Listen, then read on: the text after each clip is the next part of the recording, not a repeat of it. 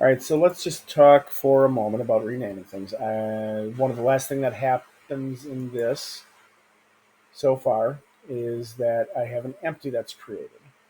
That empty will be selected and active. So what I'm going to do is just put something into the effect of this that just kind of says object name equals patients.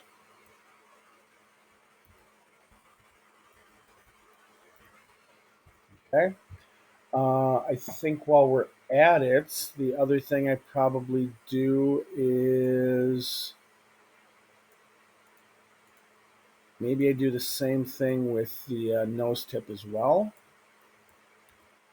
So let's see. I think uh, probably right here, right after the mesh was created, I can do something similar and just say that for the selected object, we can do the same thing. obj.name equals, we'll just call it nose tip, I think, huh? And then let's see how that runs.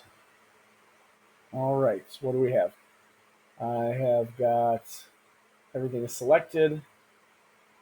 The last item that had been picked was renamed to the nose tip. That is correct. And I have an empty that is named patients. All right, so we will call that working.